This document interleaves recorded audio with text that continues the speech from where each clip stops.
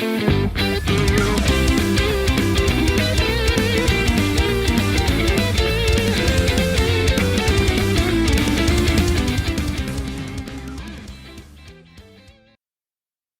is the Nintendopodcast episode 325. I have a very, very special guest today, the developer of A Night at the Races. Umut, how are you?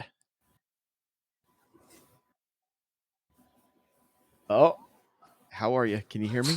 Thanks, man. Thanks for having me. Hey, there we go. Oh, Yeah, my gosh. of course. It's breaking a bit again. Oh my gosh, our connection is wonky, I guess, but can you hear me now? Yeah.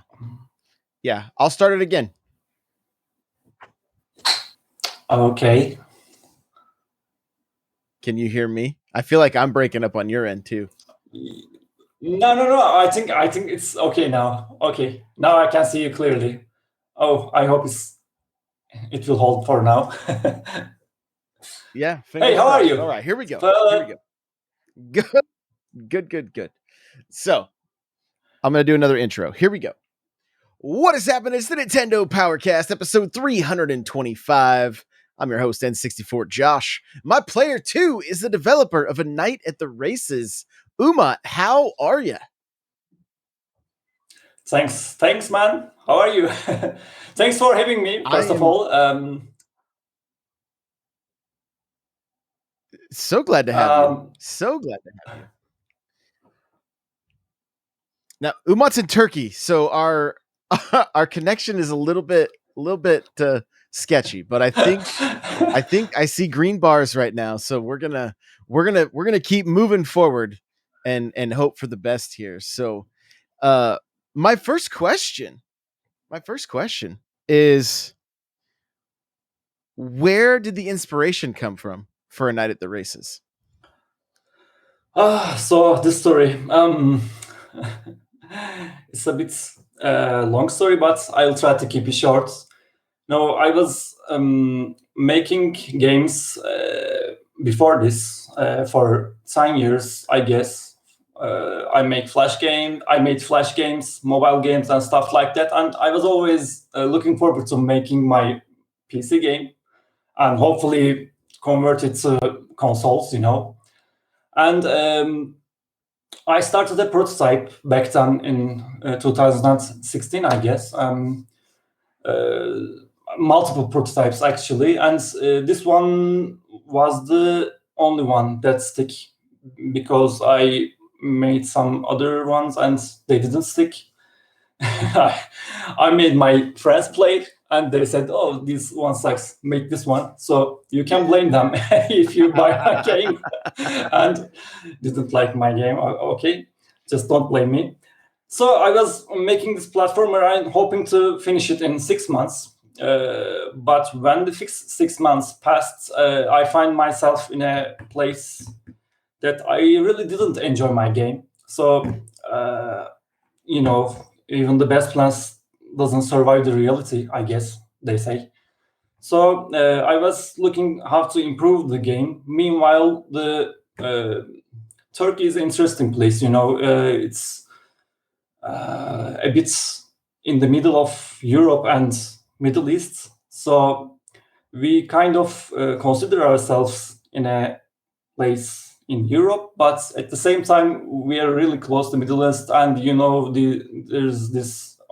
there was this ongoing Syrian war, and there was this internal conflicts going on Turkey. And every day when I was going to my small office every day in the morning, whether it's Syrian refugees or the homeless people or the other stuff that's been going on in Turkey, I don't want to delve much into that, but I find myself asking, what am I doing with my life? I'm doing this stupid platformer game. It's almost 2020, and I was a bit notorious in the game jams, making my friends making fun with my friends when they are making another platformer game, because they are really famous with this thing. If you are in indie, you make a platformer game. Wow, wow. I mean, so I it wasn't my first intention to make a platformer game, but it was the most fun prototype that I have made back then. So I thought that I should finish this one, but at the same time, I was really struggling with myself. I really find myself in a dark place, so to speak. I felt like this was a empty work. Although I was able to make my own games and made some money before making my own games, it's a dream come true. I mean, what can you say? You don't have to. You don't have a right to complain when you are making your own dream job. But I really struggled finishing this prototype. 6 months become 1 year, and 1 year become nearly 2 years. And at this stage, I really wanted to make a game about my own conflicts, somehow to turn this little prototype into something a bit more personal, I guess, but not in a overtly open way. I wanted to keep it a bit obscure and a bit in an abstract layer, perhaps. So I wanted to smooth it out, this experience, into a more relatable way, perhaps in a more fantasy setting. So I put this platformer inside an adventure game.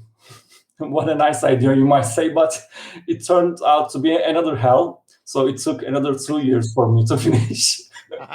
So after 4 years, I finally managed to finish this thing and see.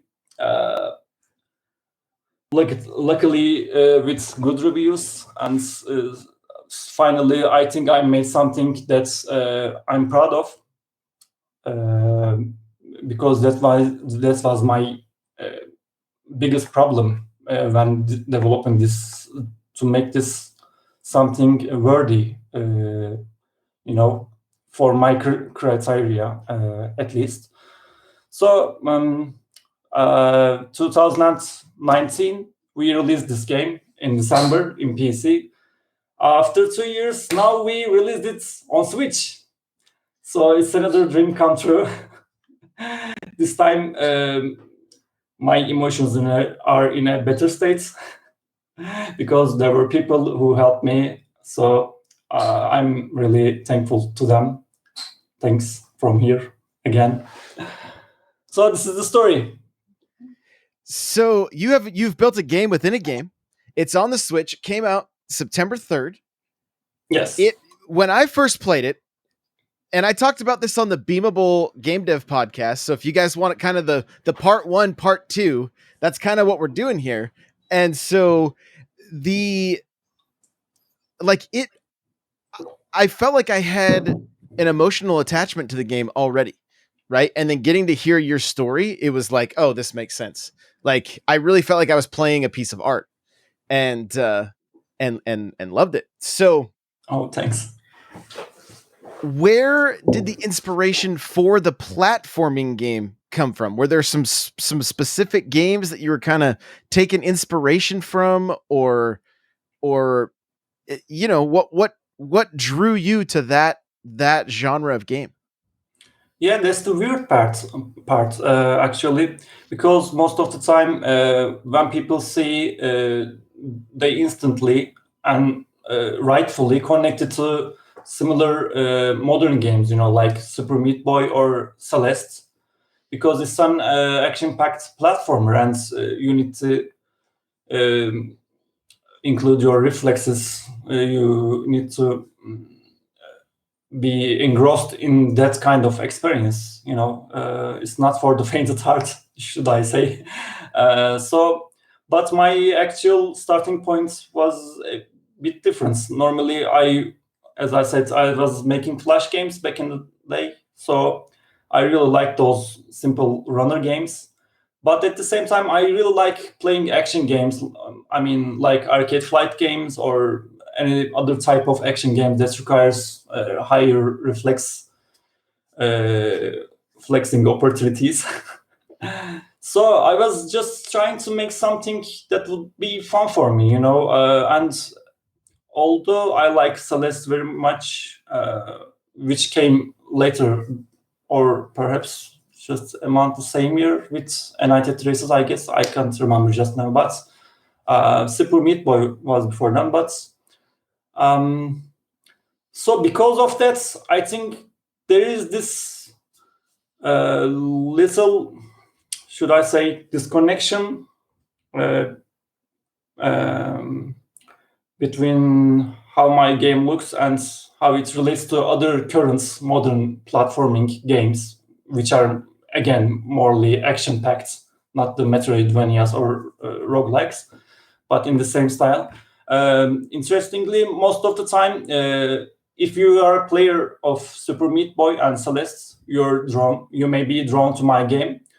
But one thing I realized from my testing, those people are actually struggling a bit more because they bring out their baggages with them because they are used to this kind of controlling scheme where you are really in control of everything.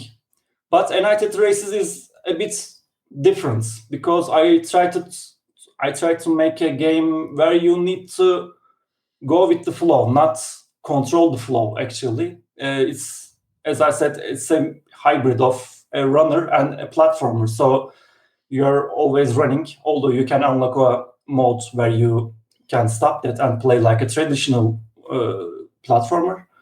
The default mode is like works like a runner, but you can control your direction. You can go left and right, and all wall jumpings, as you might have noticed, happen automatically. When you grab the wall, it automatically bounces off, so you don't have to push a button and think about that.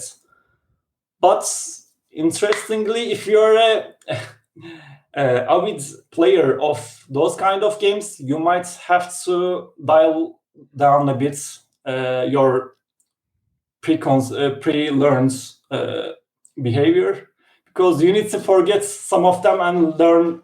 You have to approach this like a new game. It's because it's a different beast. It's in a own. It's on Its own genre. not that much. It's a platformer again. You can, Yeah. but I couldn't find the term, so I'm It gonna has a pass. unique twist on the genre. Yes, yes. It feels different. You just don't expect something like Celeste or Super Meat Boy, because my intention was not to make a rival to them. It would be mad because those games are great and really polished. And I'm not saying that my game is not polished, but I'm just the one guy who made a game that evoke those nostalgic feelings in me.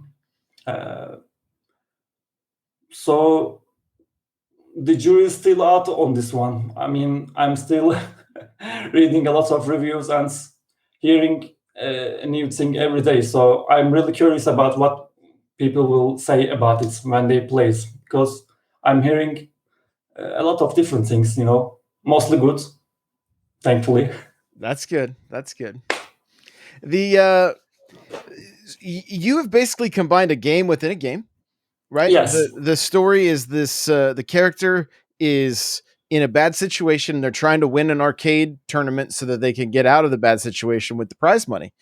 And so you combined like a point and click adventure with the action platformer, right? And the Yeah. two seem to work very well. And it a lot of people, I think, jumping into it, they think it's going to be a point and click game, right? I was watching some other videos, and then all of a sudden they're this little cube bouncing off walls and just moving through these levels at a relatively fast speed, and and it's a good time. It's a lot of fun, and I know we talked about at the beginning, like your inspiration and being in that and kind of like wanting to add another element to the game. I've been I was so excited to have you on here. I've been telling different people about it. I talked about it on the last episode, right? Because it's just it's one of those games that, like, as soon as you get into it, you just know there's something special here.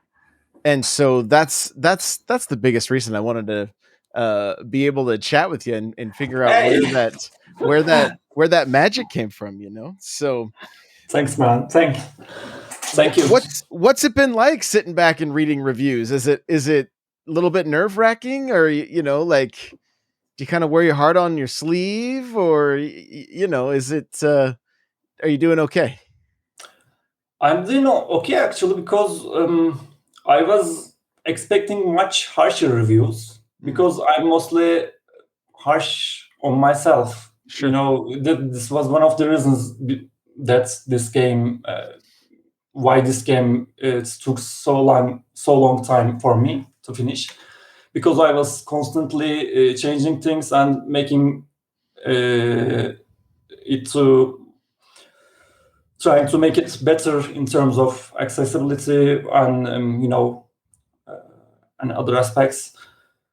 But reviews, I mean, I know it's a hard game, and I know from the few tests that I have been able to make that it won't appeal to everyone.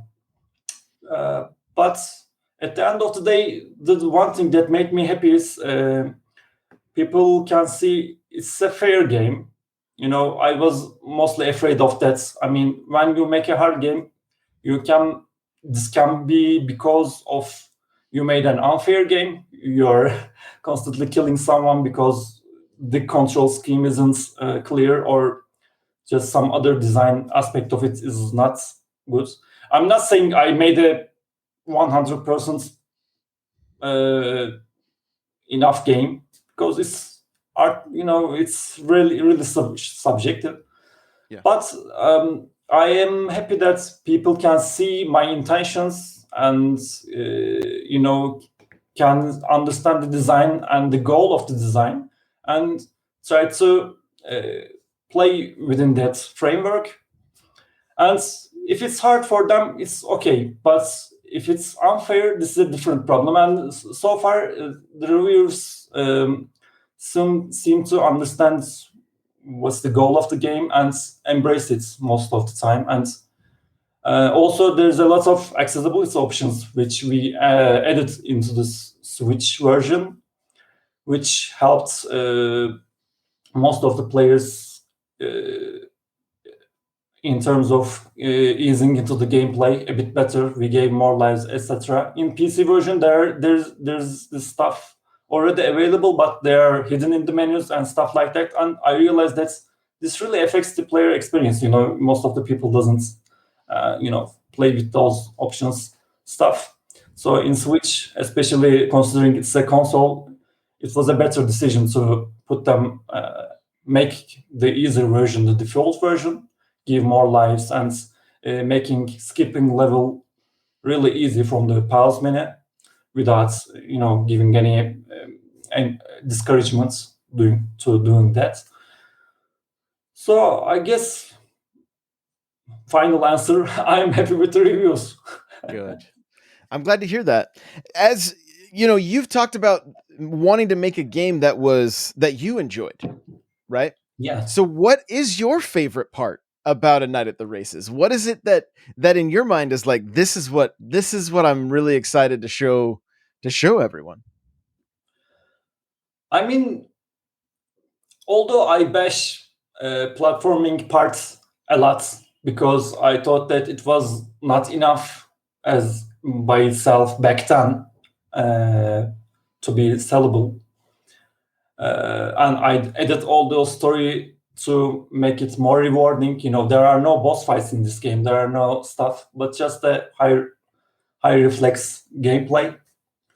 Uh, so I tried to make it more rewarding with adding those adventure parts. I'm really proud with those parts, but still the gameplay is most of the gameplay is about platforming part. The adventure part doesn't include any puzzles or stuff like that. Just like that. I mean, it's just moving the story forwards.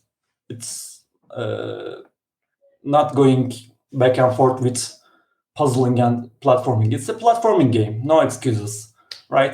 Mm-hmm. So my favorite part is also about platforming, I guess, because after all, it's